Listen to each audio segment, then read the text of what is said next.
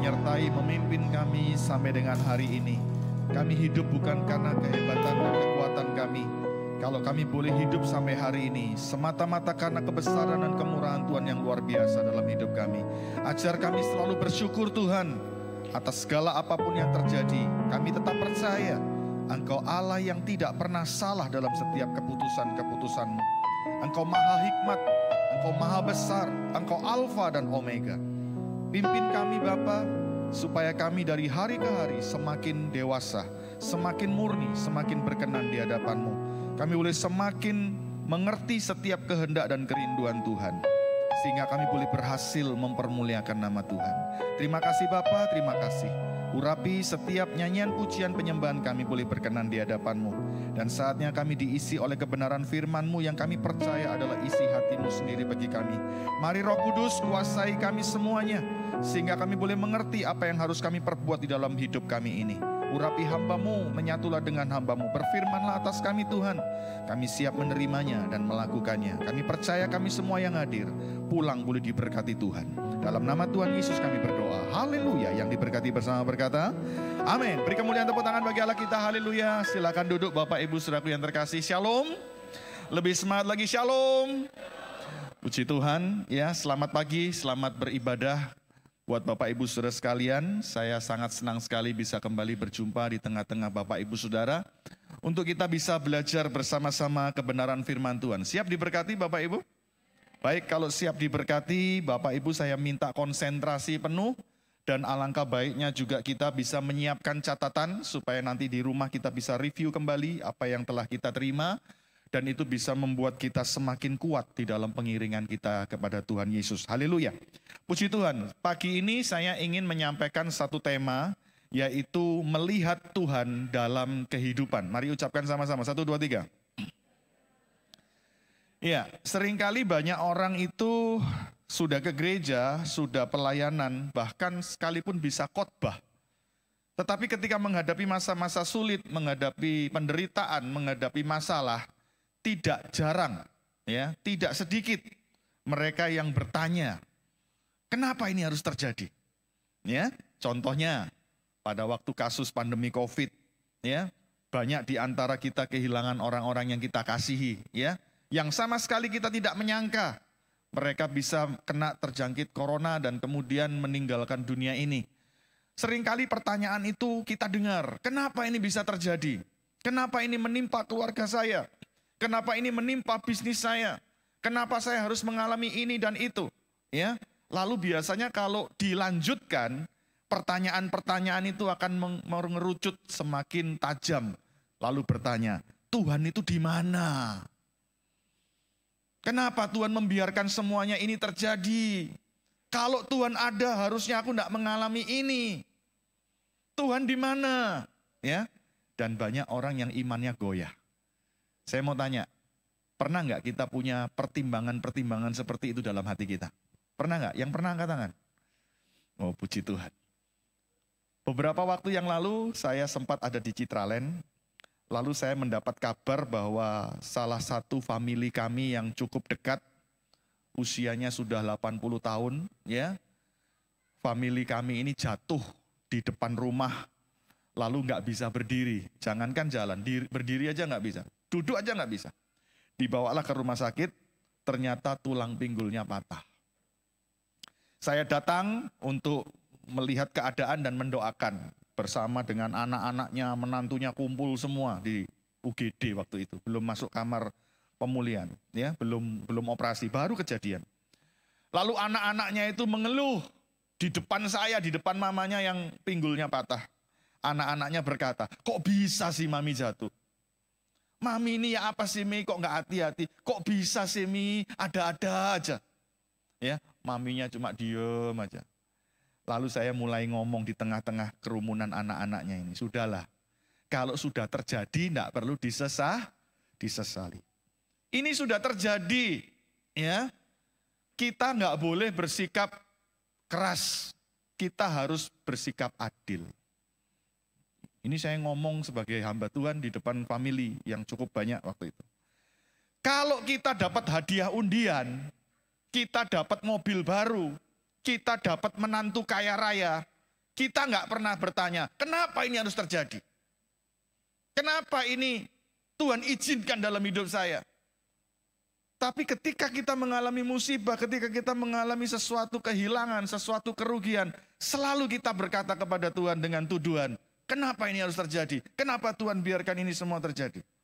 Kalau kita bersikap seperti itu, kita tidak adil. Betul Bapak Ibu? Ya. Kita hanya melihat sesuatu yang baik, itu dianggap sebagai sebuah keharusan. Tetapi ketika kita mengalami yang tidak baik, kita merasa itu tidak pantas untuk kita terima. Kita bersikap tidak adil. Kita bersikap seolah-olah Tuhan tidak menyertai. Di mana Tuhan? Itu kasus pertama. Pertanyaan tentang di mana Tuhan. Artinya nggak bisa lihat Tuhan. Kasus yang kedua. Saudara, satu kali saya pulang pelayanan cukup malam. Dan waktu itu saya sangat lapar. Saya mampir di sebuah restoran. Saya beli makanan. Saya pikir saya mau bungkus, saya mau bawa pulang. Ketika saya pulang, hampir mau meninggalkan restoran itu, saya berjumpa dengan sepasang suami istri yang saya tahu mereka berdua diaken sebuah gereja yang cukup besar di Surabaya. Saya tidak perlu sebut nama gerejanya. Suami istri diaken ini, anaknya adalah bekas murid sekolah minggu saya. Ya, anaknya sekarang sudah besar, sudah melayani Tuhan main musik. Ya, anaknya sudah berkarir, sukses. Kedua orang ini, papa mamanya adalah diaken gereja, sering ikut doa puasa, sering ikut doa malam. Kalau ibadah minggu jadi diaken dan diakones, mereka adalah orang-orang yang melayani di perjamuan kudus. Ketika saya berjumpa itu saya menyapa, "Shalom Pak Bu, dari mana?" "Dari kerja Pak." Ya, habis tutup toko. "Wih, sampai malam gini, saya ini pulang pelayanan loh. Bapak pulang dari toko, kok malam banget?" Ya. "Iya Pak, kerjaan begini dan sebagainya." Lalu saya mulai tanya, "Pak, gimana pelayanannya? Makin maju ya di dalam Tuhan ya? Bagaimana anaknya?" Saya tanya begitu. Lalu si bapak ini berkata sambil senyumnya senyum sinis, "Pak Budi, saya sudah 3 tahun tidak ke gereja sama istri saya ini, tidak ke gereja 3 tahun. Loh, kenapa?" "Percuma Pak, di gereja banyak orang pakai topeng. Banyak hamba-hamba Tuhan, pelayan-pelayan Tuhan itu pura-pura Pak. Males ke gereja Pak.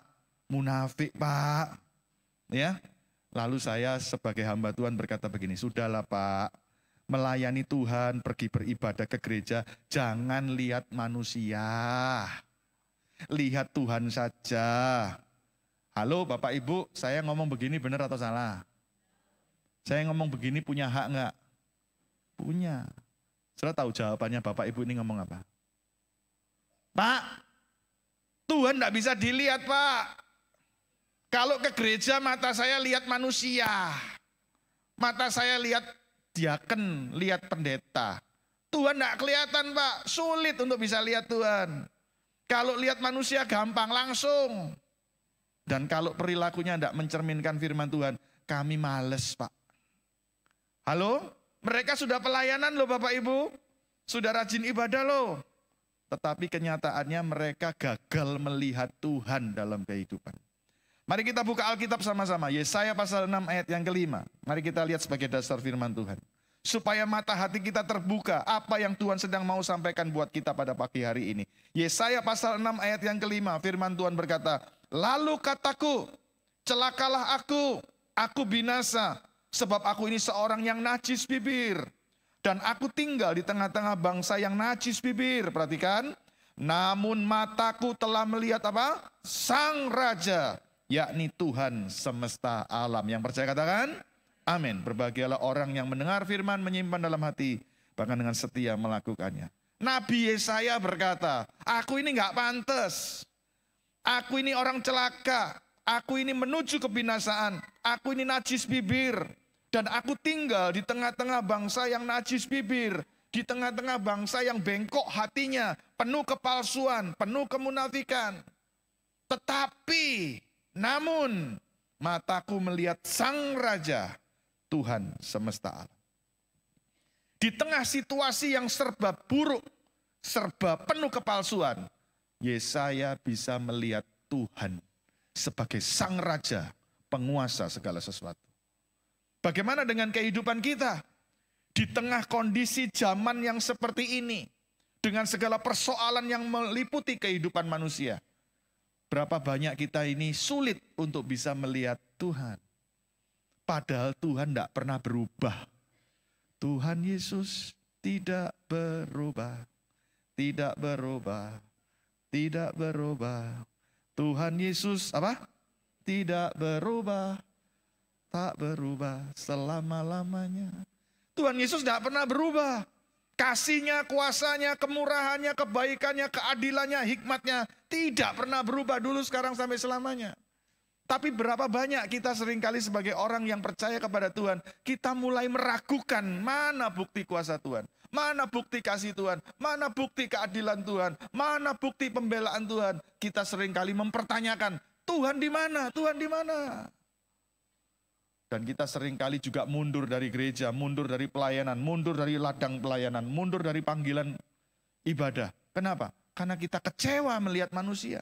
Kita nggak bisa melihat Tuhan dalam kehidupan manusia itu, lalu kita mundur teratur. Saya berdoa, saya berharap tidak ada yang mundur dari gereja ini. Amin. Sekali Yesus sampai mati tetap Yesus. Haleluya. Saudara-saudaraku, mari kita lihat. Satu kali ada sebuah peristiwa. Dua orang astronot ini, satu orang Amerika, satunya orang Uni Soviet. Ya. Yang orang Amerika adalah orang Kristen, cinta Tuhan, suka baca Alkitab, suka sembahyang, suka bersaksi, ya, suka nolong orang, suka ibadah.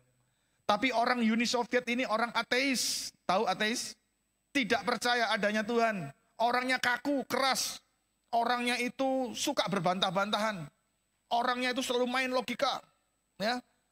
Mereka berdua terpilih menjadi astronot yang dapat kesempatan naik ke luar angkasa. Naik roket. Lalu ketika sampai di luar angkasa, mereka melewati atmosfer, mereka ada di sebuah situasi tanpa bobot. Gaya gravitasi tidak menguasai mereka. Mereka di luar angkasa itu mereka melihat sebuah pemandangan yang langka. Orang Uni Soviet ini, orang ateis ini, saudaraku, dia melihat ke jendela roket itu. Dia melihat angkasa luar itu penuh dengan planet-planet, penuh dengan asteroid, penuh dengan satelit-satelit dan sebagainya. Melihat alam semesta, galaksi dan sebagainya. Lalu dia bilang sama temennya, orang Amerika, bro, bener kan kata saya? Bener kan teori saya? Di sini pun tidak ada Tuhan. Kalau kamu tidak percaya, coba tengok ke jendela. Di sana sunyi, sepi, kosong. Tidak ada Tuhan. Selama ini saya meyakini bahwa memang Tuhan itu tidak ada. Dan ternyata di luar angkasa pun Tuhan tidak ada. Ngerti nggak sekarang kamu bro? Paham nggak? Orang Amerikanya nggak jawab. Orang Kristennya diem aja. Lalu dia mulai melihat ke jendela. Orang Kristennya mulai merenung sambil melihat pemandangan di luar angkasa sana. Lalu air matanya menetes. Dan dia berkata, amazing. Praise the Lord. God is almighty. Allah Maha Besar. Puji Tuhan. Luar biasa. Ternyata Tuhan ada. Aneh ya. Orang ateis bilang Tuhan tidak ada. Buktinya sunyi, sepi, kosong. Dipanggil-panggil di situ Tuhan tidak menjawab. Tapi orang Amerika, orang Kristen ini berkata, Tuhan itu nyata, Tuhan itu ada. Lalu ditanya sama temannya, kenapa kamu bisa bilang Tuhan ada? Lah itu ada asteroid, ada satelit, ada planet, ada bulan, ada bintang, ada galaksi, ada alam semesta. Itu semuanya berjalan, tidak ada yang bertabrakan. Semua ada yang menciptakan, semua ada yang mengatur. Itu bukti bahwa ada Tuhan yang mengerjakan semua itu. Saudara, dua orang sama-sama naik roket yang sama. Menuju tempat yang sama, melihat pemandangan yang sama. Tetapi cara perspektifnya bisa berbeda. Bisa nggak terjadi dalam gereja seperti itu? Tolong jawab, bisa nggak terjadi di dalam gereja seperti itu? Bisa. Yang satu datang ke gereja, pulang ibadah ngomong begini, Tuhan, Tuhan, sampai kapan masalahku ini selesai? Rasa-rasanya tidak kuat, rasa-rasanya tidak mungkin, rasa-rasanya tidak sembuh penyakitku Tuhan. Tuhan, rasa-rasanya ini sulit, gak mampu aku Tuhan kalau jalani terus. Ini orang yang ke gereja, pergi ke rumah Tuhan, tapi sejujurnya tidak melihat Tuhan. Lalu hari-harinya penuh keluh kesah, hari-harinya penuh dengan kekecewaan, hari-harinya penuh dengan sungut-sungut, hari-harinya penuh dengan stres. Bertahun-tahun jadi Kristen, punya Alkitab, punya Yesus, tetapi tidak melihat Tuhan dalam kehidupannya. Tapi ada orang-orang tertentu yang datang ke gereja, setia kepada Tuhan, datang ibadah, puji-pujian belum dinaikkan, dia datang lebih awal duduk di gereja, belum ada musik, belum ada lagu, tapi dia duduk di bangku gereja sambil berkata, haleluya, sambil meneteskan air mata. Dia merasa terharu akan segala kasih kebaikan Tuhan. Orang seperti ini bisa melihat Tuhan, bahkan merasakan Tuhan hadir dalam hidupnya. Saya mau tanya, jawab dalam hati, Anda termasuk Kristen yang mana? Anda termasuk diaken yang mana? Menjalani hidup tanpa melihat Tuhan, atau menjalani hidup merasakan ada bersama dengan Tuhan? Sama-sama di gereja yang sama, digembalakan oleh pendeta yang sama, dengar khotbah dari pendeta yang sama, dipimpin nyanyi oleh WL yang sama, diiringi oleh pemain musik yang sama. Tapi bisa punya cara perspektif yang berbeda. Hari ini mari kita mau memberikan hidup kita lebih fokus kepada melihat Tuhan dalam kehidupan. Mau Bapak Ibu? Kita bertanya sama-sama, Tuhan di mana Pak Budi? Saya mau lihat Tuhan, Tuhan di mana? Caranya lihat Tuhan bagaimana? Mau tahu cara melihat Tuhan? Ya. Sebelum saya kasih tahu, saya mau cerita dulu. Waktu peristiwa hari-hari Covid, ada namanya PSBB, ingat? Ada namanya PPKM, ingat? Ada namanya lockdown, ingat? Saya tidak berhenti melayani Tuhan walaupun tidak ada undangan khotbah. Pelayanan saya video call, doakan orang-orang di rumah sakit. Saya tanya sama keluarganya bisa masuk nggak? Dampingi pasien. Nggak bisa Pak. Jangankan 1 orang, jangankan 2 orang, 1 orang aja nggak boleh masuk Pak. Waktu zamannya virus Delta itu loh. Nggak bisa Pak. Oke, keluarga nggak bisa masuk. Handphone bisa masuk nggak? Bisa, pasiennya bisa. Untuk pesen Gojek, GoFood, GrabFood bisa. Ya, komunikasi sama keluarga untuk bisa kirim makanan bisa. Oke, handphone bisa masuk, saya bisa video call, bisa. Saya pelayanan penginjilan doakan lewat video call. Tuhan dorong saya untuk melayani terus, mendoakan setiap hari itu ada 20 lebih pasien saya doakan tiap hari. Saya telponi video call terus, ya. Karena kami nggak bisa lagi ketemu di gereja, gereja ditutup, persekutuan tutup. Saudaraku, lalu ada beberapa keluarga berkata begini, Pak, ini darurat Pak. Kalau bisa Bapak datang ke rumah sakit. Iya, saya akan datang.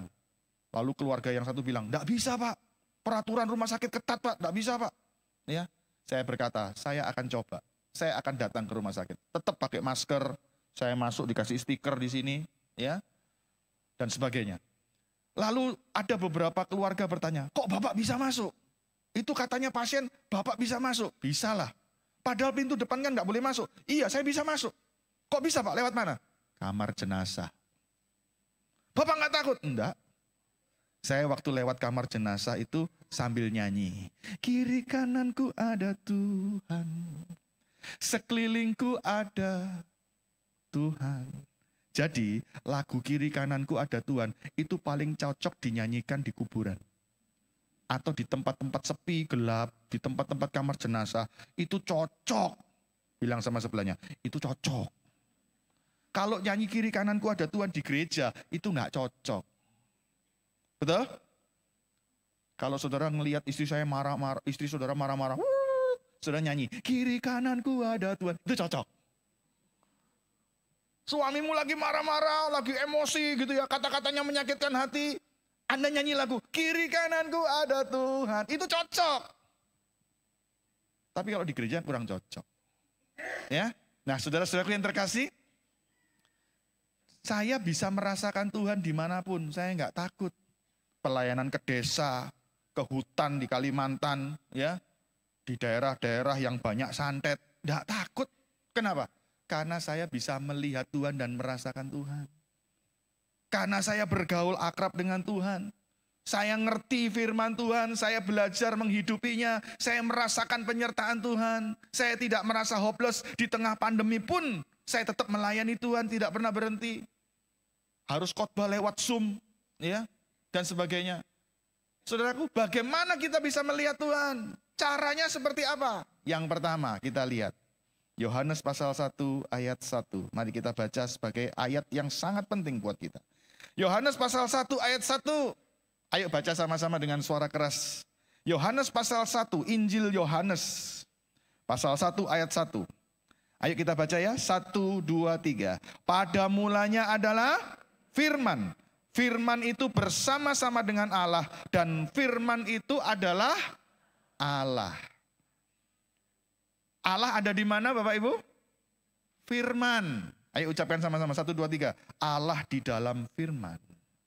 Anda bisa melihat Tuhan Allah kita itu ketika Anda membaca firman. Anda merenungkan firman. Maka Anda bisa mengerti di dalam firman itu ada sifat-sifatnya Allah.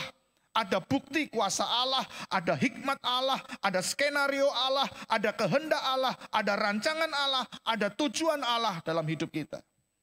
Orang Kristen bertahun-tahun jadi Kristen ke gereja. Tapi tiap hari gak pernah baca firman, gak pernah merenungkan firman. Orang Kristen seperti ini rugi besar. Anda punya mobil mewah, Anda punya rumah mewah, Anda punya handphone mewah. Tapi Anda dalam hidupmu gak punya firman. Anda kosong. Kita kosong kalau gak punya firman. Ingat, langit dan bumi akan berlalu. Tapi firmanku tetap kekal selama-lamanya. Amin. Tepuk tangan dong yang meriah. Setelah tepuk tangan apa? Baca firman tiap hari. Percuma tepuk tangan kalau nggak baca firman. Betul? Saudara-saudaraku yang terkasih, ketika kita membaca firman, kita merenungkan firman, maka kita dapat melihat Allah. Kita dapat mengenal Allah. Orang yang melihat Allah dan mengalami Allah melalui pembacaan firman Tuhan, orang itu pasti berubah. Betul? Bapak Pendeta Billy Graham almarhum. Beliau dipanggil Tuhan usia 99 tahun. Ya. Kalau menurut kalender Cina ya klop 100 tahun. Billy Graham pernah berkata, kalau engkau mengeluh tidak melihat Tuhan, engkau mengeluh Tuhan tidak menyertaimu, tutuplah mulutmu dari segala keluh kesah. Dan bukalah Bibelmu dan bacalah, engkau akan melihat Tuhan bicara. Itu Billy Graham ngomong seperti itu. Ketika kita berkata, di mana Tuhan? Tidak bisa lihat Tuhan, penuh dengan keluh kesah hidup kita. Tutuplah mulut kita dan bukalah Alkitab kita. Bacalah, maka engkau akan melihat Tuhan itu nyata dan bicara. Hari ini kalau kita merasakan Tuhan tidak kelihatan atau Tuhan tidak nyata, ayo mulai nanti malam baca Alkitab. Amin. Bilang sama sebelahnya, baca Alkitab bro. Ayo bilang, baca Alkitab sis. Saya tidak melarang Anda baca koran Jawa Pos. Tapi jangan lupa, Alkitab adalah sorga pos. Gak ada yang amin nih. Anda saya tidak melarang baca koran Kompas. Tapi Alkitab adalah kompas kehidupan. Saya tidak melarang Anda baca koran suara pembaharuan, tetapi Alkitab adalah suara Allah yang memperbarui hidup kita. Berapa banyak orang ingin diberkati. Mau diberkati Bapak Ibu, amin. Mau terima mujizat, amin. Mau terima kesembuhan, amin. Tapi bangun pagi yang dibuka Facebook. Bangun pagi yang dibuka pertama kali WA. Bangun pagi pertama kali dibuka Instagram, TikTok. Yang lebih parah lagi, bangun pagi bukanya apa? Shopee dan Tokopedia. Di sini enggak ada, di kutub utara, kutub selatan banyak. Loh, tidak melarang Anda buka Facebook, Instagram, TikTok, apa? WA, enggak melarang, boleh. Tapi bangun pagi nomor 1 itu sembahyang, baca firman. Pikiran kita masih jernih, hati kita masih teduh. Nomor 1 diisilah dengan perkara-perkara sorgawi, perkara-perkara ilahi. Itu jauh akan membuat kita lebih damai menjalani aktivitas sepanjang hari. Coba bangun pagi, pikirannya masih jernih, hatinya masih teduh, masih fresh. Buka Facebook, langsung beritanya, mayat dalam koper. Wow. Langsung beritanya, dolar naik. Langsung beritanya, carok. Kira-kira sepanjang hari bisa damai? Sepanjang hari bisa tenang? Sepanjang hari bisa berhikmat? Oh, sudah kacau duluan, sudah rusak duluan. Ingat, kasih Tuhan tak berkesudahan, tak habis-habisnya rahmat-Nya. Selalu baru tiap hari, besar setiamu Tuhan, besar setiamu. Kasih Tuhan itu selalu baru tiap pagi, tiap hari diberikan fresh buat kita. Ada semangat baru, ada keteduhan baru, direset lagi waktu baru, waktu pagi. Tapi kita isi dengan berita-berita perkara-perkara dunia yang menakutkan. Ya, saudara, bangun pagi, buka berita di TikTok, Dubai banjir. Waduh, setelah banjir sekarang heboh. Banyak ular-ular padang pasir itu muncul. Kalajengking, banyak ternak-ternak mati. Betul saudaraku? Kalau berita-berita begitu yang dibaca, Anda sampai kapanpun tidak bisa melihat Tuhan. Kalau mau melihat Tuhan, ayo komitmen bertobat pagi ini. Kita mulai baca firman Tuhan. Amin. Orang yang membaca firman Tuhan, dia akan berjumpa dengan Tuhan. Yuk kita baca 2 Timotius 3 ayat 16. 2 Timotius 3 ayat yang ke-16. Tolong jangan lupa ayat ini sampai mati Bapak Ibu. 2 Timotius pasal 3 ayat yang ke-16. Firman Tuhan berkata begini, 1, 2, 3. Segala tulisan yang diilhamkan Allah memang bermanfaat untuk apa? Mengajar. Untuk menyatakan apa? Kesalahan. Untuk memperbaiki kelakuan. Dan untuk mendidik orang dalam kebenaran. Orang yang suka membaca firman Tuhan, dia akan diajar kebenaran. Dia akan ditunjukkan kesalahannya. Dia akan diperbaiki kelakuannya. Dan dia akan dididik dalam kebenaran. Saya mau tanya Bapak Ibu. Pernah mendengar ada seorang pendeta bernama Yusuf Roni? Manggut-manggut. Beliau masih muda atau sudah sepuh? Sudah sepuh. Tahu kisah pertobatannya dia bagaimana? Dia itu ditugaskan untuk mencari kesalahannya Alkitab. Dia benci orang Kristen, dia benci Alkitab. Dia benci Yesus. Dan dia ditugaskan untuk mencari kelemahannya Alkitab. Dia pelajari Alkitab untuk tujuannya mencari kejelekan, kelemahan, dan kesalahan Alkitab. Semakin dibaca, walaupun motivasinya salah.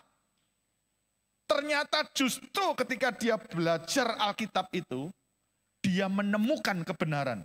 Dia menemukan esensi hidup manusia. Dia mengenal siapa Allah sebenarnya. Dan dia akhirnya mengambil keputusan untuk percaya kepada Tuhan Yesus. Walaupun memang harus menghadapi banyak pergumulan dan tantangan, siksaan dan sebagainya. Saudara-saudaraku yang terkasih, orang yang tadinya sangat membenci, seperti Saulus membenci murid-murid Yesus. Saulus itu akhirnya mengerti kebenaran. Dia melihat Yesus dan dia akhirnya mengikuti Yesus. Dia mulai mencintai Yesus. Bahkan sampai rela jadi rasul. Jadi kalau saudara sudah lama jadi orang Kristen, sudah lama ke gereja, mohon maaf. Kalau Anda tidak tiap hari baca firman Tuhan, kekristenanmu masih GJ. You know GJ? Gak jelas. Nanti begitu ada badai, masalah, fitnah, kerugian, kehilangan, Anda goncang. Firman Tuhan adalah fondasi yang paling kuat untuk Anda boleh mengenal Allah. Amin. Saudara, yang kedua, bagaimana Pak kita bisa melihat Allah? Bagaimana saya bisa mengerti untuk melihat Allah? Kita lihat Ayub pasal 38 ayat 1. Ayub pasal 38 ayat yang ke-1. Mari kita lihat sama-sama Ayub pasal 38 ayat yang ke-1.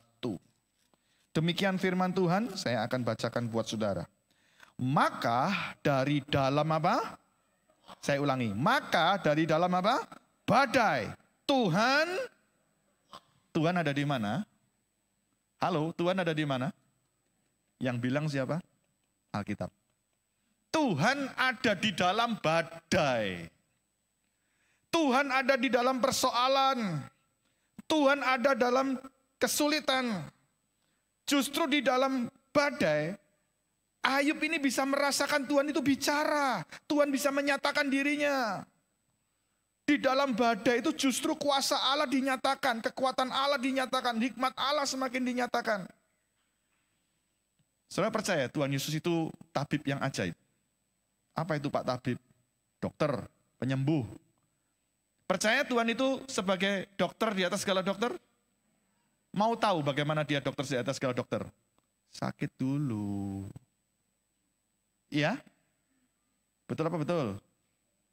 Percaya nggak Tuhan itu pembela? Kalau percaya Tuhan pembela, ngalami kesesakan dulu. Percaya nggak Tuhan itu Jehovah Jireh, Allah yang menyediakan? Harus kekurangan dulu. Kalau Anda nggak pernah ngalami kesulitan, nggak pernah ngalami badai, Anda nggak punya pengalaman Tuhan itu dahsyat. Pernah dengar nama M. Sohri? Langsung di Google gitu. M. Sohri. M. Sohri itu juara olimpiade dari Indonesia. Dia itu juara atletik lomba, lari. Menang tingkat dunia. Sampai dunia gempar. Nanti di rumah dilihat di YouTube. M. Sohri. Dia itu kalau nggak salah orang NTT atau NTB. Dia itu orang miskin, tapi dia berlatih tiap hari sampai dia bisa juara olimpiade. Dan yang paling heboh apa? M. Sohri itu waktu juara, dia nggak punya sponsor. Bahkan dia nggak punya bendera untuk dinaikkan untuk peringatan kemenangannya dia. Nggak ada bendera. Bahkan sepatu yang dia pakai untuk olimpiade, itu sepatu yang dipakai tiap hari untuk latihan. Sepatunya jelek, butut. Ya, untuk mendapatkan bendera, itu sampai pinjam benderanya negara Polandia. Benderanya Polandia warnanya apa? Putih merah. Dipinjem, lalu dibalik merah putih. Benderanya Indonesia. Seluruh mata dunia menyorot M. Sohri. Orangnya sederhana. Sepatunya tidak bermerek. Sepatunya sudah banyak lubang-lubangnya. Ya, tetapi bisa memenangkan juara lari olimpiade. Heboh sekali. Ketika diselidiki latar belakangnya, ternyata M. Sohri ini orang miskin. Rumahnya gubuk. Dia tinggal di rumah yang tidak jauh dengan kandang ayam. Tidak beda dengan kandang ayam. Gara-gara M. Sohri bisa menang juara olimpiade, presiden memberikan dia rumah. Saudara, Anda mau tahu M. Sohri itu hebat ada di mana? Kalau Anda bisa menyaksikan M. Sohri itu berhasil meraih kemenangan, itu di mana? Di lintasan lari, kelas dunia. Saudara tidak akan bisa melihat kehebatan M. Sohri kalau dia sedang di rumah, duduk main game, atau duduk sambil megang cingkirnya kopi, lalu M. Sohri sambil nonton Netflix. Saudara tidak akan bisa melihat kehebatan M. Sohri. Anda baru bisa melihat kehebatan M. Sohri ketika di lapangan lintasan lari. Betul? Anda baru bisa melihat kehebatan Tuhan, nyatanya Yesus Tuhan ajaib, itu ketika kita di dalam badai. Jadi, ketika kita masuk dalam badai, jangan ngomel. Amin? Kok amennya lemes? Ayo bilang sama sebelahnya, dilarang ngomel. Bilang sama sebelahnya, dilarang kecewa. Bilang, dilarang sambat minta mati. Semakin mengeluh, semakin ngomel, semakin kecewa, semakin sambat, makin Anda tidak bisa lihat Tuhan. Haleluya. Ayub melihat Tuhan di dalam badai. Sampai Ayub bisa ngomong. Ayub 42 ayat 5. Ayo dibaca. Ayub 42 itu pasal terakhir loh. Kesimpulan dari semua kejadian yang dialami Ayub. Ayub ngomong apa? Ayub 42 ayat yang kelima. 1, 2, 3. Hanya dari kata orang saja aku mendengar tentang engkau. Aku cuma tahu dari teori, dari kesaksian orang. Tetapi sekarang mataku sendiri memandang engkau. Kapan Ayub bisa ngomong ini? Ketika dia sudah melewati badai. Sebelum dia mengalami badai, dia cuma tahu Tuhan dari kata orang. Dia cuma tahu Tuhan dari teori. Banyak orang Kristen cuma tahu Tuhan dari kata pendeta. Cuma tahu Tuhan dari kata worship leader. Tahu Tuhan cuma dari kata kesaksian teman-teman gereja. Cuma dari YouTube. Dari TikTok. Instagram. Cuma tahu dari kata-kata YouTuber. Tapi tidak pernah ngalami sendiri. Kalau Anda sebagai orang yang hidup di dunia mengenal Tuhan Yesus, tapi tidak pernah mengalami Tuhan Yesus secara pribadi, Anda rugi besar. Tuhan Allah kita itu nyata. Tuhan Allah kita itu real, hidup. Makanya jangan pernah Anda bangga kalau Anda rajin ke gereja, tapi banggalah kalau Anda mengenal Dia secara pribadi. Jangan bangga kalau bisa khotbah kayak saya, tapi banggalah kalau ngalami Tuhan Yesus secara pribadi. Saudara-saudaraku yang terkasih, Ayub ini melihat Tuhan justru di dalam badai. Contoh lagi, pernah dengar istilah nama Daniel, Sadrak, Mesak, Abednego? Mereka ngalami apa? Kandang singa, dapur api. Saya mau tanya, Tuhan bisa nggak meluputkan mereka dari kandang singa? Bisa nggak Tuhan meluputkan mereka dari dapur api? Bisa. Kenyataannya, masuk. Tolong bilang sama sebelahnya. Kenyataannya masuk. Apakah Tuhan tidak cinta, tidak sayang kepada mereka? Kok masuk? Biasanya kan orang-orang ngomong gitu kan.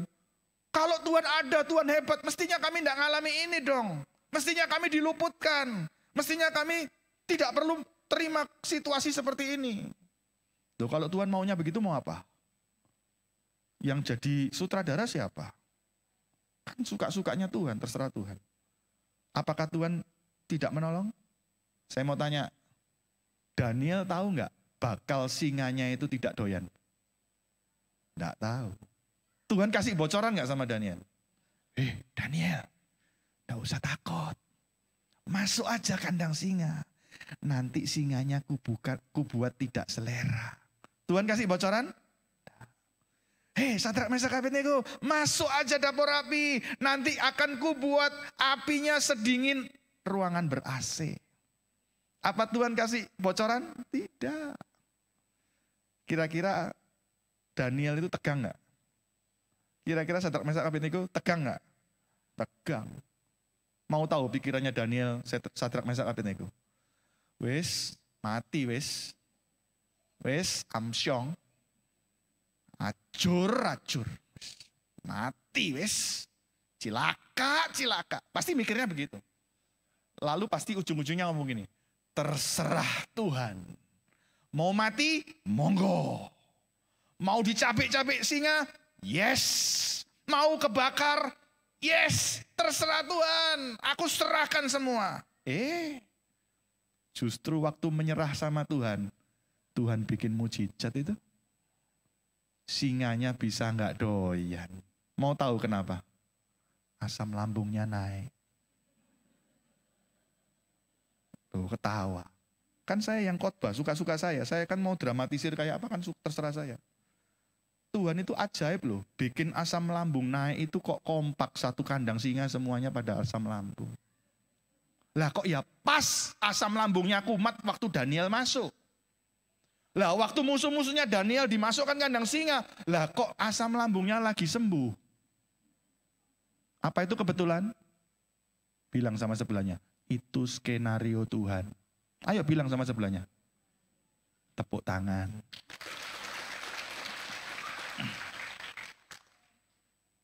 Sadrak, Mesak, Abednego enggak tahu kalau api itu tidak akan membahayakan mereka. Mereka pasti mikirnya sama, mati lu, cilaka lu, amsyong, acur. Susah. Wes mati ya mati, terserah Tuhan. Justru ketika masuk di dalam dapur api, yang dimasukkan 3, yang kelihatan berapa? Sampai raja bilang begini, yang satu seperti anak dewa. Siapa anak dewa yang dimaksud ini? Tuhan hadir di dalam dapur api. Tuhan hadir di dalam kandang singa. Hari ini Anda punya kandang singa. Anda punya dapur api. Pak, saya dikejar-kejar singa, Pak. Siapa? Debt collector.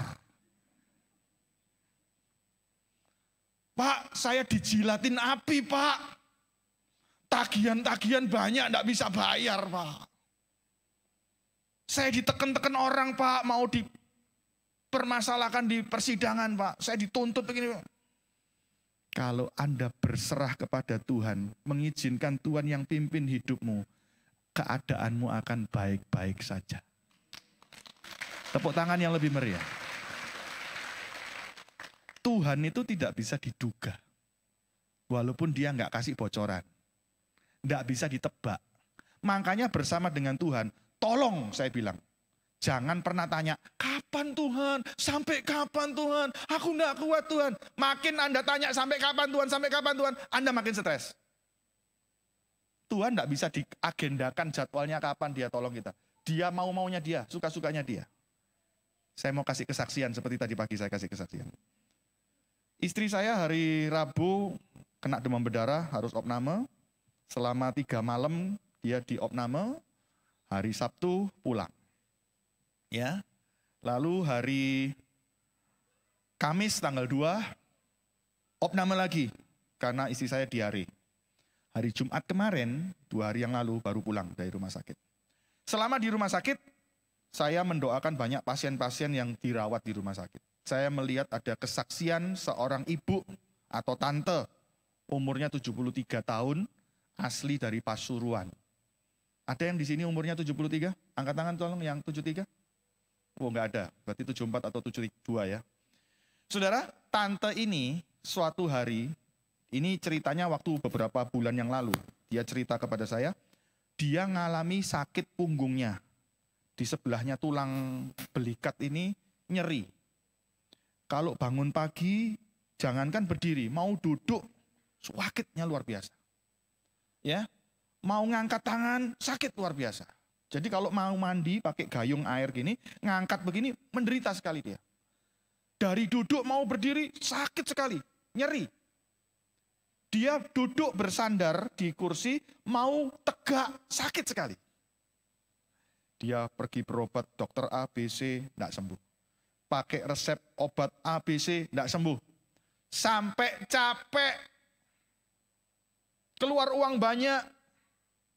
Lalu si tante ini mendengar tentang nama Yesus. Dia mendengar khotbah dari YouTube tentang Yesus tabib di atas segala tabib. Dia mulai bangkit imannya, dia mulai bersandar, berdoa kepada Tuhan. Lalu dia ngomong gini, Tuhan, saya ingin sembuh. Kalau saya mendapat kasih kemurahan-Mu, sembuhkan saya. Saya ingin bersaksi tentang kemurahan Tuhan. Saya ingin melayani Tuhan. Saya ingin membalas kasih Tuhan karena saya sudah ditebus oleh darah yang mahal. Si tante ini doa dengan tulus, dengan sederhana, dengan cucuran air mata. Jalan 1 minggu, 2 minggu, tidak ada perubahan. Seolah-olah kayaknya Tuhan itu tega membiarkan ibu ini walaupun sudah bertobat, sungguh-sungguh doa minta, kok tidak ada perubahan. Apakah Tuhan itu lalai? Apakah Tuhan itu lupa? Nah, tapi memang waktunya Tuhan belum tiba. Sampai suatu hari waktunya Tuhan tiba, si tante ini bangun pagi sembahyang baca Alkitab, hatinya sukacita, hatinya penuh damai, dia punya semangat untuk pergi ke pasar mau belanja.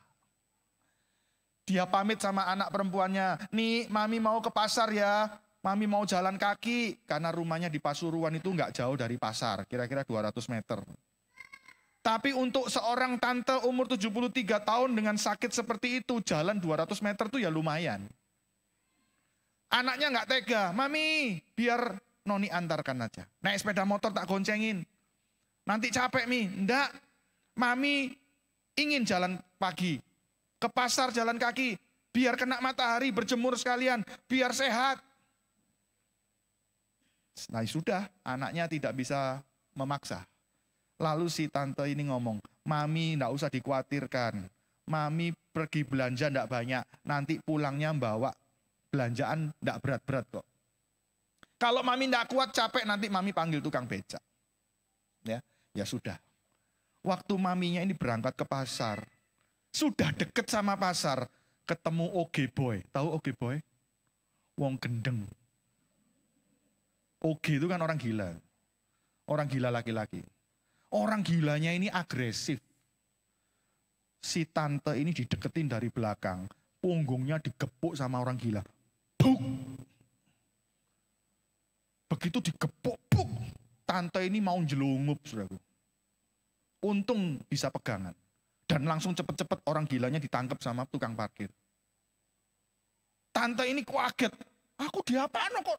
Aku salah apa kok dipukul? Oh, si rodo emosi, Bapak Ibu. Tapi setelah dia jalan untuk belanja 1-2 barang, dia baru ingat, baru sadar, loh kok aku enggak sakit lagi. Ternyata gegernya ini sembuh. Tepuk tangan dulu. Ini tepuk tangannya buat siapa? Buat orang gila atau buat Yesus? Sembuh. Ternyata Tuhan Yesus itu cara kesembuhannya bisa pakai siapapun dan apapun. Orang gila pun bisa dipakai Tuhan Yesus untuk menyatakan kesembuhan. Amin. Jangan cuma amin, tapi tolong diperhatikan. Jangan dijadikan doktrin atau rumus. Menurut Pendeta Budiono, kalau sakit punggung, pergilah ke pasar, cari orang gila.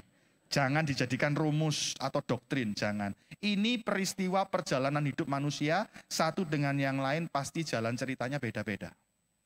Cara mujizatnya beda-beda. Amin. Yang penting jangan batasi kuasa Tuhan. Sejak dipukul sama orang gila, enggak pernah kambuh. Waktu tante ini saksi sama saya di rumah sakit, saya guyon sama dia. Tante, kayak TV zaman dulu aja. Kalau layarnya buruk digebrak, brak, murup. Ya, tantenya ngomong, iya, iki tubuhnya sudah barang antik. Jadi nek ngobatinya juga pakai cara antik, pakai gebrakannya orang gila. Loh, Tuhan itu nggak pernah bisa mau diduga sama manusia, nggak pernah mau dia. Kalau Anda hari ini sedang merancangkan mujizat Tuhan kira-kira ABC 100 cara atau 1000 cara, ingat, Tuhan akan munculkan satu cara yang adalah disebut cara ke-1001. Makanya jangan pernah mendahului Tuhan atau menebak-nebak Tuhan. Kira-kira nanti caranya Tuhan tuh begini loh. Nggak bisa. Dia itu Alfa dan Omega. Yang awal dan yang akhir. Dia paling mengerti hidup manusia dari awal sampai akhir. Maka itu Tuhan nggak bisa dibikin teori. Tuhan itu hanya bisa dirasakan dan dialami secara pribadi. Di mana kita bisa mengalami dan melihat Tuhan? Di dalam badai. Tepuk tangan dulu buat Tuhan Yesus. Jadi kalau sedang ada di dalam badai, ada dalam masalah kesulitan, selama itu bukan karena kesalahan kita, bukan karena dosa kita, Anda sedang di jalur yang benar. Kalau hidupmu baik-baik saja, tidak ada penyakit, tidak ada masalah, tidak ada rugi, tidak ada mangkel, tidak ada orang-orang memfitnah, semua serba lempeng-lempeng saja, lancar-lancar saja, nyaman-nyaman. Tes. Saya khawatir kalau semua serba lancar-lancar saja, Anda tidak ada di jalur yang benar. Karena firman Tuhan berkata begini, barang siapa yang mau ikut aku, dia harus sangkal diri dan pikul salibnya setiap hari. Betul? Lewat jalan yang sempit, pintu yang sesak. Saudara-saudaraku yang terkasih, Ibrani 13 ayat 5. Firman Tuhan berkata, aku sekali-kali tidak akan meninggalkan engkau. Aku sekali-kali tidak akan membiarkan engkau. Yesus Kristus Allah kita, Dia Immanuel yang menyertai kita dengan penyertaan yang sempurna. Kita bisa melewati pandemi COVID, apa bukan bukti itu? Kita bisa survive perusahaan kita bisa survive pelayanan kita bisa survive sampai hari ini melewati pandemi COVID. Apa itu masih kurang bukti bahwa Tuhan itu ajaib? Yang terakhir, yang ketiga, kita bisa melihat Tuhan di mana? Yang pertama kita melihat Tuhan di dalam firman-Nya. Yang kedua kita melihat Tuhan di dalam badai. Yang ketiga 1 Yohanes 4 ayat 8. Ayo kita lihat sebagai ayat terakhir. 1 Yohanes 4 ayat yang ke-8. Firman Tuhan berkata demikian Bapak Ibu. Barang siapa tidak mengasihi, ia tidak mengenal Allah. Sebab Allah adalah, di mana Allah? Allah itu ada di dalam kasih. Kalau kita tidak mencerminkan kasih Allah, orang dunia nggak bisa melihat Allah di dalam diri kita. Seperti papa mamanya murid sekolah minggu saya. Saya sudah 3 tahun nggak ke gereja Pak Budi. Karena di gereja banyak orang munafik, banyak orang pakai topeng, banyak orang penuh kepalsuan. Karena mereka tidak melihat Allah di dalam kehidupan para hamba-hamba Tuhan dan diaken yang ada di gereja itu. Tidak ada kasih. Kalau kita punya kasih, orang bisa tahu di dalam diri kita ada Allah. Makanya orang kalau punya kasih, itu bukti bahwa dia mengalami Yesus secara pribadi. Teristimewa ketika kita mengalami disakiti, dikecewakan, kita mengampuni. Di dalam kasih pengampunan itu makin jelas bersinar Allah tampak di dalam hidup kita bagi orang lain. Makanya kalau mau ngelihat seseorang itu disertai Tuhan atau tidak, jangan lihat waktu di gereja, jangan. Jangan lihat waktu khotbah, jangan. Jangan lihat waktu mimpin pujian atau main musik atau jadi diaken, jangan. Mau lihat orang itu disertai Tuhan, lihat setiap hari di rumahnya, tanya sama orang di rumahnya. Kalau dia penuh kasih sama istrinya, penuh kasih sama suaminya, berarti di dalam dirinya ada Yesus. Kalau punya kasih sama pembantunya, punya kasih sama sopirnya, punya kasih sama anak-anaknya, punya kasih sama tetangganya, teristimewa kepada orang-orang yang menjengkelkan dia, dia bisa mengampuni. Berarti asli orang ini punya Yesus. Selama orang itu tidak pernah percaya Yesus, tidak pernah bertobat lahir baru, sampai kapanpun tidak akan pernah bisa mengampuni. Betul? Saya pernah mengkonseling banyak orang berkata begini, sudahlah ampuni saja. Gak bisa Pak. Saya dilawan. Bapak sih tidak ngalami kayak saya. Loh, apakah saya harus bisa merasakan seperti yang engkau rasakan, baru saya ini baru mendukung engkau? Enggak, saya berdiri pada firman. Justru kalau kamu mengalami kekecewaan seperti ini, itu panggilan Tuhan untuk engkau menerima dia secara pribadi. Selama engkau tidak pernah terima Yesus secara pribadi, engkau tidak punya modal untuk mengampuni orang jahat. Amin. Berapa banyak istri masih simpan kepahitan sama suami? Berapa banyak suami kecewa, simpan pahit hati kepada istri? Justru itu adalah kesempatan yang paling indah untuk kita boleh mengundang Yesus dalam hidup kita. Ketika Yesus ada dalam hidup kita, Allah adalah kasih. Maka kita punya kemampuan, punya modal, punya kekuatan untuk mengasihi. Bukan cuma sekedar memberi, tetapi mengampuni orang yang jahat sama kita. Percayalah sama saya. Saudara kalau berbuat kasih pengampunan kepada orang lain, hidupmu akan jauh lebih bahagia. Hidupmu akan jauh lebih maksimal dan berkualitas. Boleh tepuk tangan, silakan. Saya tutup dengan kesaksian, musik sama WL bisa standby. Saya bukan cuma teori, saya pernah praktek. Saya pernah dikecewakan oleh seorang hamba Tuhan. Saya pikir dia tulus, saya pikir dia baik. Ternyata dia menjelek-jelekkan saya di belakang saya. Dan banyak orang lapor sama saya. Jujur, secara manusia kecewa nggak kira-kira? Kecewa. Kalau dikecewakan sama orang dunia, saya masih bisa tutup mata satu. Kalau dikecewakan sama jemaat, saya masih bisa tutup mata satu. Kalau dikecewakan sama diaken, saya masih bisa tutup mata satu. Tapi yang ngecewakan saya itu pendeta yang bisa khotbah, yang ngerti firman. Bagi saya sulit untuk bisa mengampuni dia. Saya mulai bersikap antipati. Tahu antipati? jaga jarak. Kalau dia datang, saya menjauh. Dia lewat pintu sana, saya lewat pintu sini. Itu namanya apa? Kucing-kucingan. Tandanya orang yang simpen kepahitan itu suka apa? Bilang sama sebelahnya, kucing-kucingan. Mungkin orangnya serumah, suami istri, tapi diem-dieman. Itu juga salah satu ciri orang kepahitan. Apa Bapak Ibu? Bilang sama sebelahnya, diem-dieman. Alias apa? Males ngomong. Saya juga sama, diem-dieman, kucing-kucingan. Ya kalau serumah kan nggak bisa kucing-kucingan toh saudara. Lalu, satu hari saya duduk di kamar, dengarkan radio. Kebetulan radionya siaran rohani khotbah pendeta. Pendeta di dalam radio itu cerita, khotbah. Barang siapa yang dikecewakan, berkati orang yang mengecewakan engkau. Berkati orang yang menjelek-jelekkan engkau. Makin menyakitkan kata-katanya dia kepada engkau, makin besarlah berkat yang kau sediakan buat dia. Loh, jangan amin dulu, ceritanya belum selesai. Saya dalam hati ngomong begini, ngawur rai. Enak ngomong. Nggak ngalami sih kayak saya. Pendetanya di dalam radio bisa ngomong. Mungkin itu nggak masuk akal. Nggak bisa dimengerti.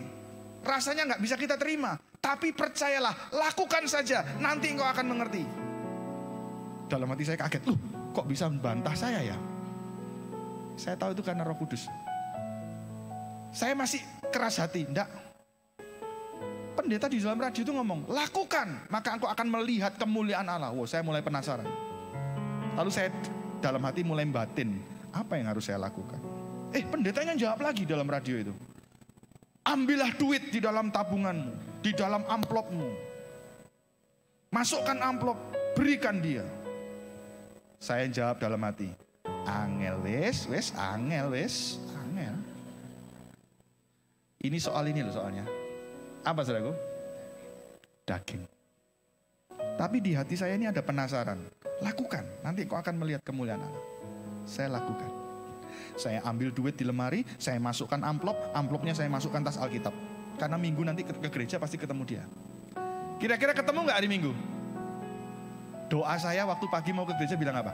Moga-moga gak ketemu. Moga-moga dia gak datang. Moga-moga gak jumpa dia. Nyatanya muncul. Dalam hati saya, iki lho sing bencekno. Gregetno. Munal. Itu hati saya. Tapi tiba-tiba setelah selesai ibadah, dorongan itu makin kuat. Saya mendekati dia, saya belajar mengulurkan tangan, sambil saya serahkan amplopnya ini. Sambil saya berkata, Tuhan memberkati, shalom. Saya sodorkan tangan saya untuk berjabat tangan. Zaman dulu kan belum ada masker, belum ada COVID. Masih jabat tangan. Tangan saya ada amplopnya isi duit. Tolong jawab. Saya sodorkan tangan ada amplopnya. Ini gampang atau sulit? Gampang atau sulit? Kok setengah hati jawabnya? Gampang atau sulit? Sulit. Yang bilang sulit angkat tangan. Yang bilang gampang angkat tangan. Ada satu. Sejujurnya waktu nyodorkan tangan ada amplopnya. Itu gampang. Sulitnya itu waktu lepas. Kalau nyodorkan gini gampang, karena masih nempel di tangan saya. Begitu jabat tangan harus lepas, itu sulit yang sesungguhnya. Karena amplopnya harus pindah ke sana. Ya toh, Anda enggak ngerti, kan keliru jawab karena belum praktek sih. Coba kalau sudah praktek pasti ngerti yang saya maksud. Rasanya bagaimana itu beda. Begitu saya tarik tangan saya, amplopnya pindah ke sana. Seketika sekejap itu hati saya rasanya kayak nggak terima. Aduh, saya sudah dijelek-jelekkan dia, saya sudah dijatuh-jatuhkan dia. Tapi kok uang saya juga pindah ke sana, rasanya kayak nggak terima. Sudah tahu? Begitu saya balik badan menuju ke tas Alkitab saya, dan dia juga balik badan menuju ke tempat parkir. Jarak kira-kira beberapa detik. Saya melihat dia kembali, saya noleh ke belakang. Apa yang terjadi? Hati saya berubah. Tadinya benci, muak, gemes, gregeten, kecewa. Berubah jadi belas kasihan. Amin. Berubah jadi belas kasihan. Dan saya pulang itu penuh bahagia, sukacita. Seperti ada beban yang begitu berat di pundak saya itu lepas. Plong. Dan saya pulang ke rumah itu saya berlutut, saya berdoa, saya nangis. Tuhan, hari ini Kau mengajar aku sesuatu yang luar biasa. Ketika saya buka Alkitab, saya kaget. Firman Tuhan menegur saya, meneguhkan saya juga. Di dalam Roma 12 ayat 21. Janganlah kamu kalah dengan kejahatan, tapi kalahkanlah kejahatan dengan kebaikan. Jika musuhmu lapar, beri makan. Musuhmu haus, beri minum. Musuhmu tidak ada baju, berikan jubahmu. Jika dia minta bajumu, berikan jubahmu. Dia minta kamu jalan 1 mil, jalan sama dia 2 mil. Dengan berbuat demikian, engkau sedang menaruh bara api di atas kepalanya. Mari kita berlogika. Bara api tahu? Arengnya sate atau roti bakar itu loh.